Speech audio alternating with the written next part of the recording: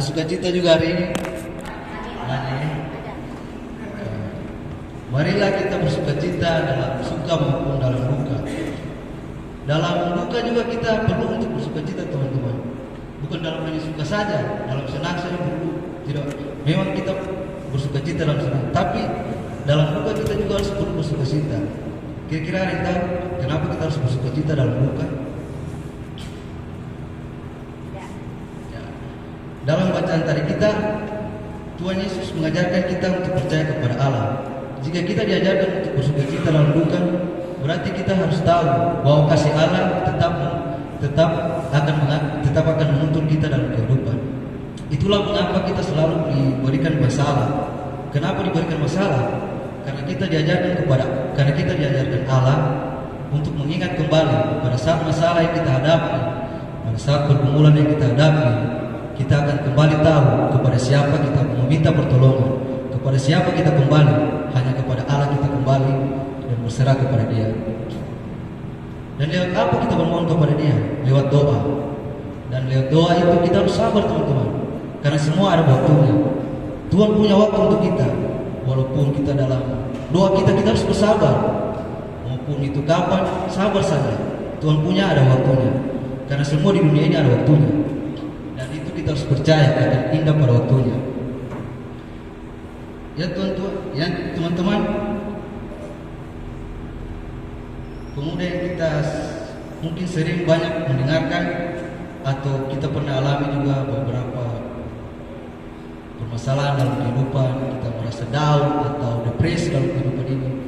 Tetapi ketika kita mempunyai prinsip kasih Allah itu, ketika kita percaya kepada kasih Allah yang adalah kasih itu adalah Allah sendiri, kita akan tidak ragu dan tidak akan gentar untuk menghadapi masalah kehidupan ini. Kita selalu diajarkan dalam setiap masalah kita untuk kita selalu bisa menjadi kuat untuk masalah-masalah ke depannya. Itulah prinsip kasih itu. Jika kita percaya Allah adalah kasih, kita tidak akan ragu untuk menghadapi setiap masalah. Nah, pertanyaannya teman-teman, apa yang dapat kita lakukan sebagai orang yang dikasihi Allah ini? Kita sudah banyak diberkati dalam kehidupan kita, sudah banyak ditolong oleh Tuhan. Kita sudah dalam masalah, kita selalu dibimbing oleh Dia. Tuhan selalu menjawab doa kita. Terus apa yang bisa kita nyatakan sebagai prinsip beriman kita kepada Allah, bahwa Allah itu adalah kasih? Dalam bacaan kita tadi, mari kita buka di ayatnya yang ke-9. Katakan begini, dalam hal inilah kasih Allah dinyatakan di tengah-tengah kita, yaitu bahwa Allah telah mengutus anak yang tunggal ke dalam dunia supaya kita hidup olehnya. Inilah kasih itu, bukan kita yang telah mengasihi Allah, tetapi Allah yang telah mengasihi kita dan yang telah mengutus anaknya sebagai pendamai bagi dosa-dosa kita. Saudara-saudaraku yang kekasih, jikalau Allah sedemikian mengasihi kita, maka haruslah kita juga saling mengasihi. Dalam bacaan kita tadi sangat jelas dikatakan oleh Yohanes bahwa Allah telah mengasihi kita duluan, terlebih dahulu, lewat Allah telah mengutus anak yang tunggal ke dalam dunia, yaitu Yesus Kristus yang kita percaya untuk menjadi pendamai bagi dosa-dosa kita. Yaitu lewat apa? Lewat kasih. Karena Yesus mengajarkan kasih untuk sesama kita manusia. Mari kita buka dalam kitab Matius 22. Saya baca teman-teman. Kitab Matius ayat 22. Kitab Matius 22 ayat yang ke-34. Hukum yang terutama. Ketika orang Farisi mendengar bahwa Yesus telah membuat orang-orang Saduki itu bungkam, berkumpullah mereka, dan seorang dari mereka, seorang ahli Taurat, bertanya dan mencobai Dia, "Guru, hukum manakah yang terutama dalam hukum Taurat?" Jawab Yesus kepadanya, "Kasihilah Tuhan Allahmu dengan segenap hatimu, dan dengan segenap jiwamu, dan dengan segenap akal budimu. Itulah hukum yang terutama dan yang pertama. Dan hukum yang kedua yang sama dengan itu ialah kasihilah sesama manusia seperti dirimu sendiri. Pada hukum inilah tergantung seluruh hukum Taurat dan kitab para nabi."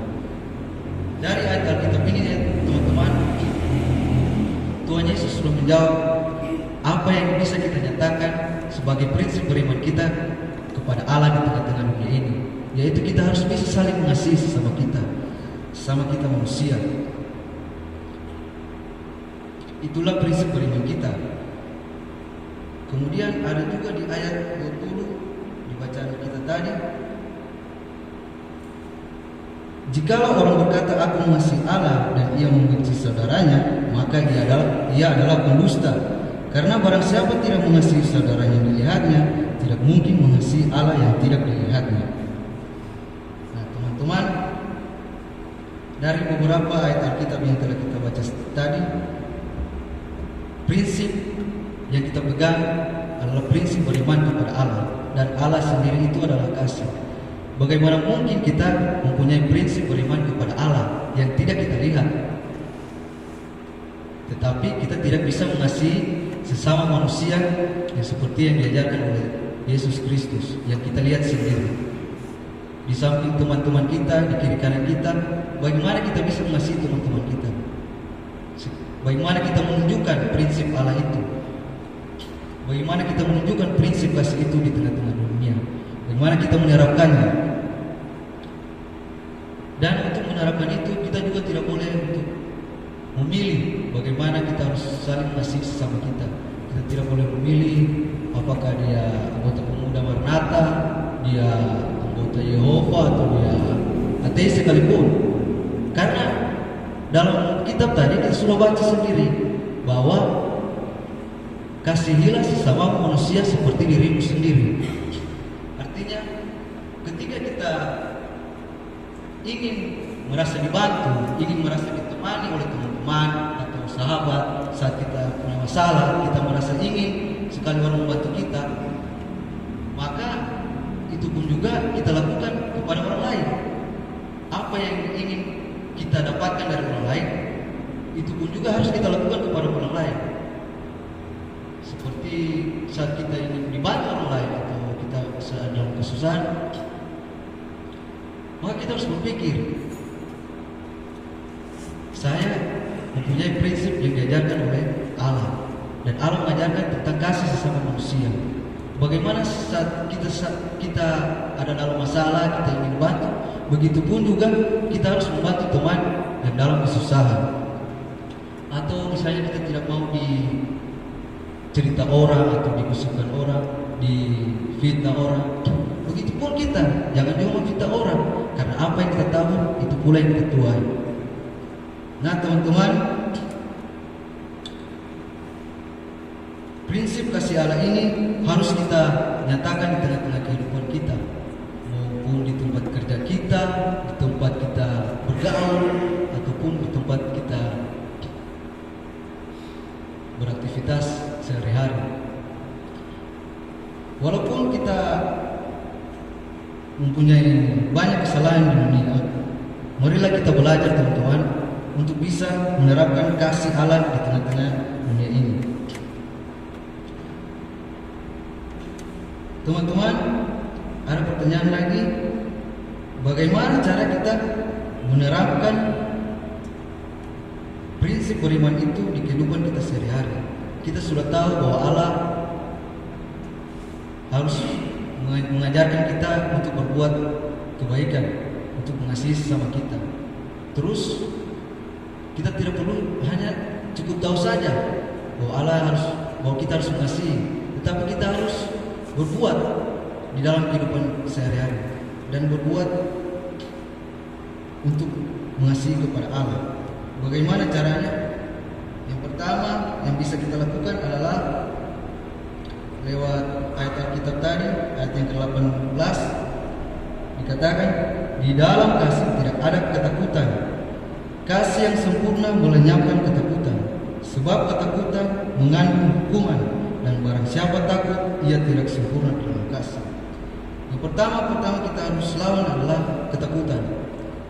Mungkin pernah kita rasakan juga, saya juga pernah rasakan saat membantu orang atau teman-teman. Biasa kita saat ingin membantu dia, kita merasa ragu atau takut, padahal niat kita ingin membantu. Tapi pas kita sudah membantu, kita pikir-pikir ulang lagi, dia ini itu supaya kasih sakit hati kita, supaya bikin jengkel kita. Jadi yang selama yang pertama niatnya baik tidak jadi karena pemikiran kita sendiri yang beranggapan bahwa teman yang telah menyakiti kita itu tidak berhak untuk kita kasihi lagi karena dia sudah menyakiti kita. Nah, inilah yang pertama kita harus ubah ketakutan kita, bahwa kita harus mengubah pola pikir kita. Jika kita merasa ingin membantu teman, marilah kita berpikir kembali tentang prinsip kasih yang kita imani itu, tentang prinsip kasih yang kita imani selama ini. Kita percaya kepada Allah, kita berdoa setiap hari, kita menyembah kepada Allah. Tetapi bagaimana kita menerapkan prinsip kasih itu kalau kita tidak bisa memaafkan kesalahan teman-teman kita yang telah berbuat kepada kita? Itulah yang harus kita ubah pertama dengan pola pikir kita. Marilah kita berpikir sesuai dengan roh Allah yang ada dalam kita, agar kita bisa melihat semua apa yang di depan mata kita dengan jelas, dan kita dapat menciptakan kasih di tengah-tengah kita.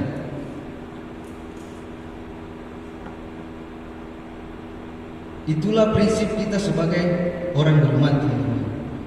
Kasih harus bisa di atas segala ego kita sendiri atau pemikiran kita sendiri. Kasih harus bisa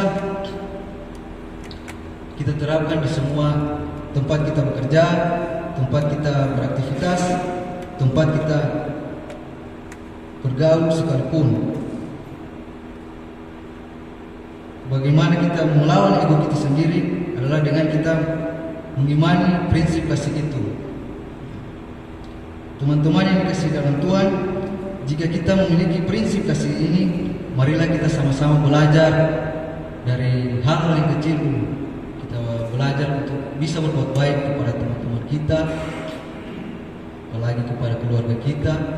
Tidak usah kita terlalu memikirkan banyak hal yang sifatnya sementara atau fana. Misalnya kita terlalu banyak memikirkan kesuksesan, banyak memikirkan kekayaan atau apapun. Apalagi di zaman sekarang, sosial media semua dijajalkan dengan hal-hal yang begitu. Kita melihat banyak orang yang bahagia dengan pakaian-pakaian apa semua, tetapi pada nyatanya di kehidupan kita, di kehidupannya dia tidak bisa berdampak baik kepada orang banyak.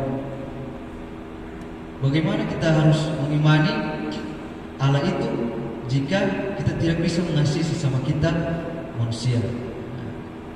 Itulah teman-teman, ya, renungan saya ini. Mari kita sama-sama belajar. Bukan saya berarti saya sudah lebih baik dari kalian, tetapi mari kita sama-sama belajar untuk lebih baik memelihara prinsip kasih kepada Allah itu.